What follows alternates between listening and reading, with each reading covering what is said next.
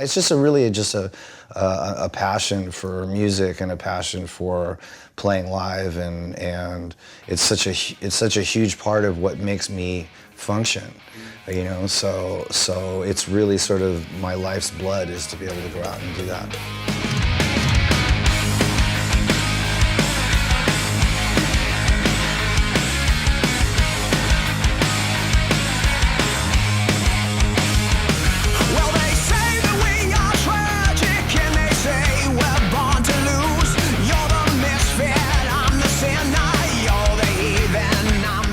I think one of the things that drew me, you know, like when Guns N' Roses was over for me, before that even ended, I put together a band called Snake Pit, which was just to go back and play in the small places and to rediscover what I love about what it is that I do. It was really cathartic for me to go back and play in more intimate rooms.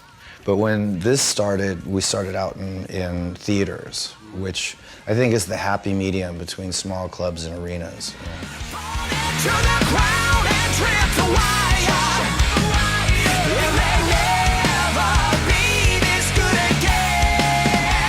I mean, you know, we're a little loud for some of those really small places, but I love that immediate reaction, that immediate interaction that happens with a crowd that's like right up against you. That's always my favorite. The bigger the venue, the harder it is to really relate to the audience. So the energy starts to dissipate the bigger the place is, you know, that immediate energy. Let me touch you with the evils of the flesh and so much more. Like a Babylon redeemer, like a pusher, like a whore. I definitely play better if I can read the audience better, for sure. Because I thrive on energy. Like, I don't get into a room and it's just me and the band on stage and the crowd is watching. There's an interaction that happens with the audience. And the more I can see that, the more into it I am. So I have played a lot of like tours where it was just nothing but stadiums, and there's a lot of disconnect that happens when you're doing that.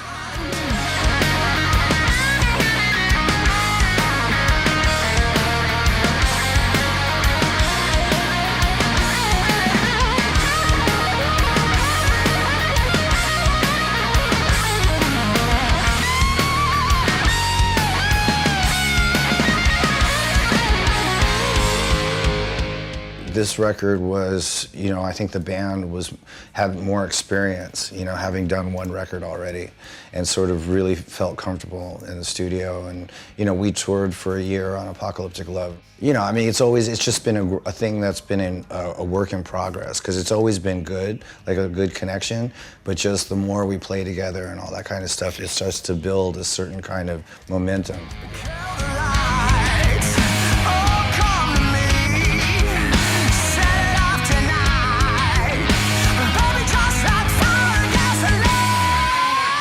So busy making the record, and the record was going so fast that I didn't know what the album title was going to be, and therefore I didn't know what the cover was going to be.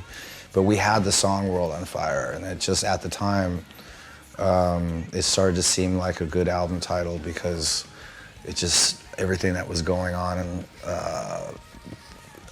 globally at the time, just, it made sense. Yeah.